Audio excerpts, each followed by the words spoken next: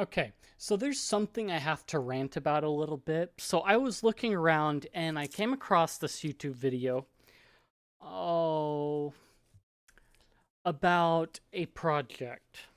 So I've previously done a video on Ship of Arcanian, which is the Ocarina of Time PC port. And there have been a couple other projects in the similar vein to that go along with it, like the Super Mario 64 PC port and a couple others that way.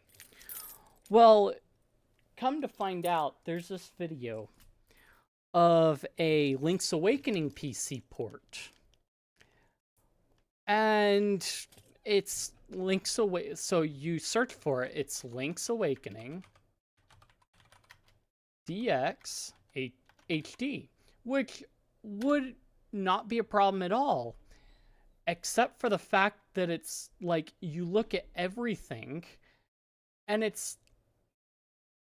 you've got every outlet. Zelda Dungeon talked about it, Polygon talked about it. It's so stunning, and this, that, and the other, the HD visuals, zooming out of the map and stuff like that.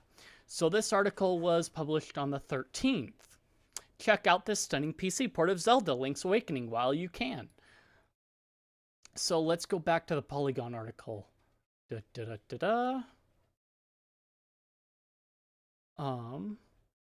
did it release? So they've got the itch.io link. Okay.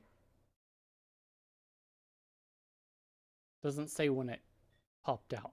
But you can see that it's already been claimed on. I am authorized representative of blah, blah, blah, blah, blah.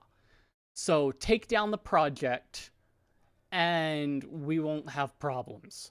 But here's the thing. One of the only reasons it got on Nintendo's radar was because every freaking journalist talked about it. Every games journalist ruined it. And then you see even the self-perpetuating cycle of, let's see.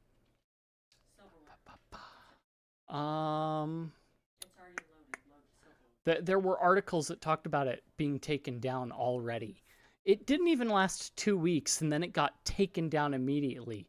So when I was trying to find it to put it on my Steam Deck, I literally had to go to archive.org to find it, because with every stupid new games journalist not letting it sit and stew a while to permeate, they had to do articles on it and then get it in Nintendo's face. And then it gets taken down, and now here we are. Even MSN had it.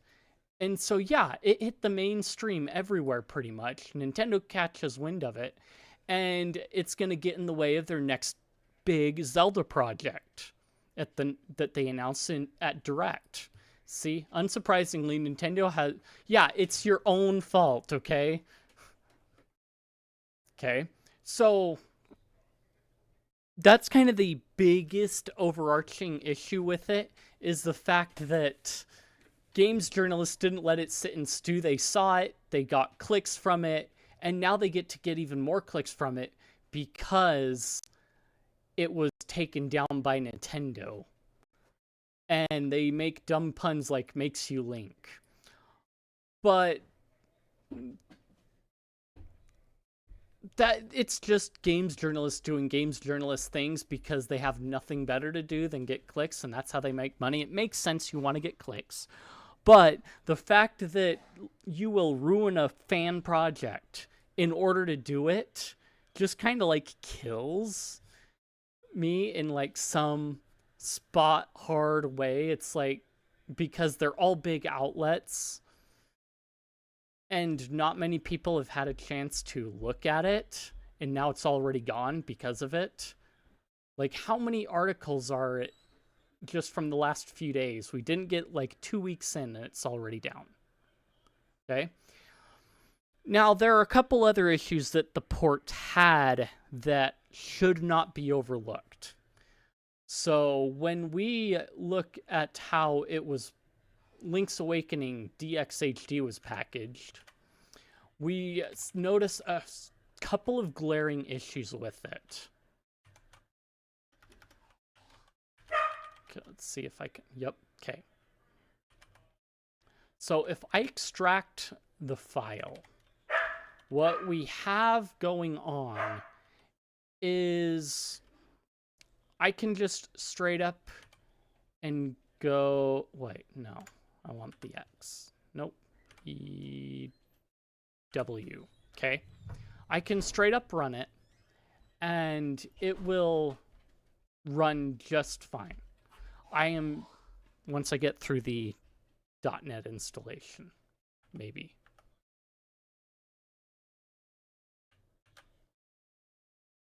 No. I don't remember what version it called for. Give me a second. Well, no, this'll be instructional. Like if you are getting it from archive.org, here's your options to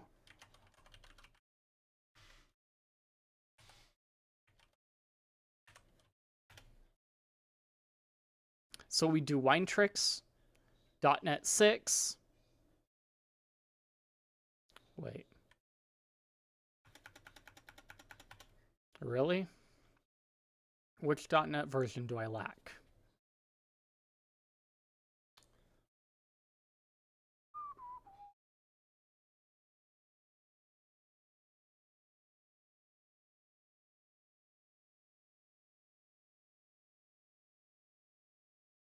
Windows DLLer component. So we are looking for .NET 4.0, .NET 6, .NET 7, and let's add .NET Desktop 7 just for fun. And then this will install them. I will pause momentarily while it works on that, if I can get to it.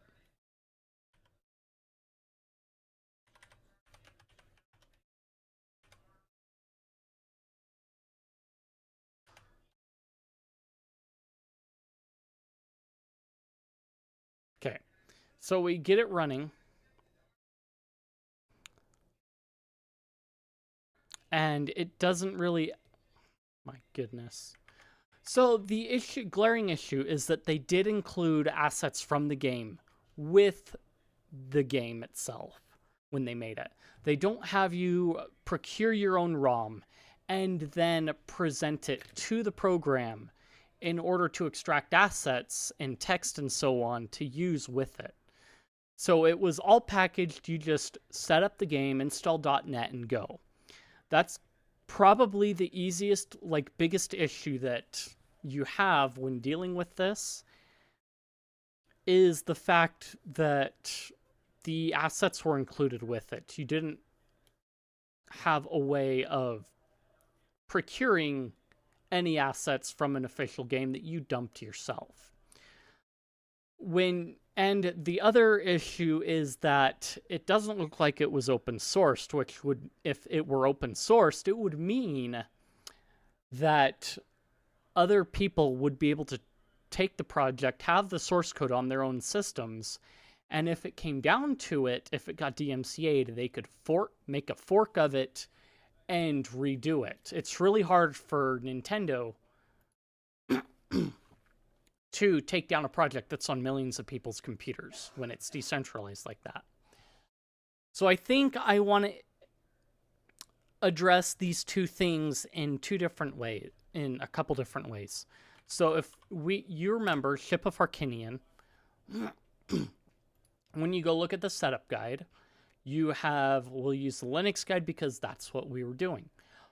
In order to be able to even play it, you have to obtain a ROM. So you download the app image, in this case, or the Windows executable setup, whatever.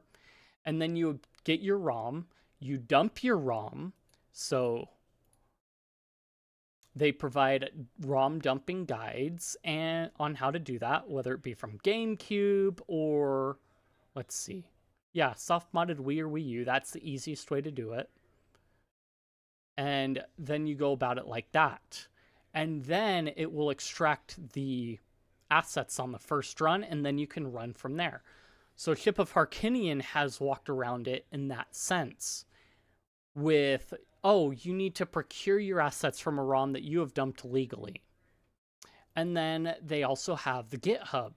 So when you've got 392 forks of a project, it makes it really hard to take all of it makes it somewhat difficult to pull all those down because GitHub may not be the only source repository that source code is stored on. And more particularly, it's stored on the hardware or the systems of the many contributors to it, the 108 contributors. So, and look, regular change logs. So, again, you can argue, well, yeah, it's open source, but just because it's open source doesn't mean that it's going to be an effective control against Nintendo's issuing a cease and desist order on it. The big thing that Chip of Arcinian does is make you procure assets from a ROM that you obtain legally.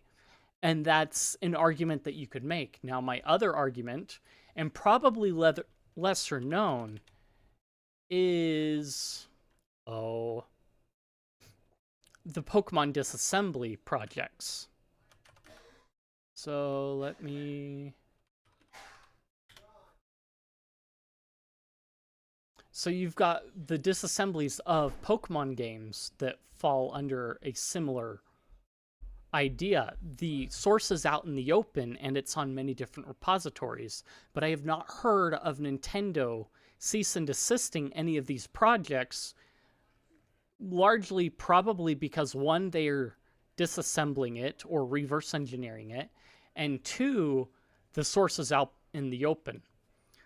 There are a couple other controversies with the disassembly and reverse engineering of the Pokemon games and like ROM hacks made from the disassemblies that is probably for another video. But the idea is that it is, how do I say? It is de facto open source without being licensed as open source. So it's out in the open and lots of people already have the source code on their systems. And if Nintendo were to cease and desist GitHub on this, they could easily take that source code elsewhere to like Bitbucket or Codeberg or even their own self-hosted Git instances and other Git repository options. So were there some issues with how the Link's Awakening DX HD project took things? Yes. A big part being the naming, another part being including assets with it so that you didn't have to procure those from somewhere else, and also the possibility of not being open sourced. And I think we could look at another Metroid 2 remake and see something similar probably.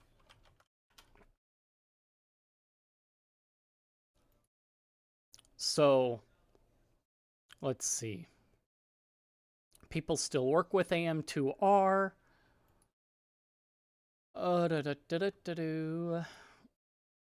So this is the launcher. I'm not sure if it is the project itself.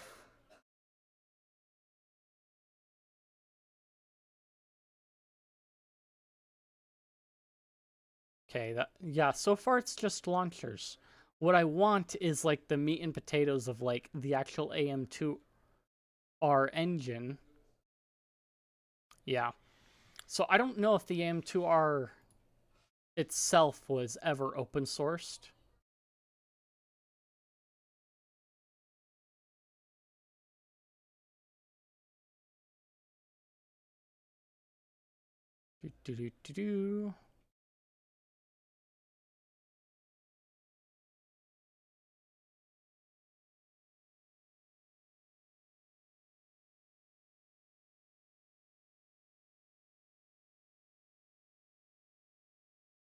Okay, let me see if I can find this real quick. Okay, so yeah, it looks like there was no like GitHub repo. So again, Nintendo seems to have a habit of being able to take advantage of the fact that without the source being out there, it's a lot easier to target projects and send a cease and desist order. Because here you can see AM2R, you've got the development team and things like that. And there's not really much in the way of official community or recommended links. So we could hit the archive and yeah, there's nothing. And at this point, the AM2R website is basically a blog about some other projects as well.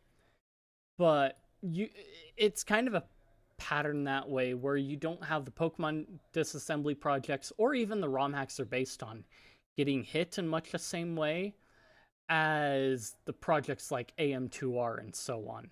And you can even look at the Wikipedia page and see the sheer number of articles that there are about this. And again, this comes back to my original rant about games journalists ruining everything that's good in this world because they bring it up to Nintendo's face. If you enjoyed the video, then like, comment, subscribe, feed the algorithm, boost the video up, share this video with your friends. If you found it informative or you just want to chat, I've got plenty of places in the description, Discord, Guilded, and what have you. Check those out, and I will see you guys in the next one.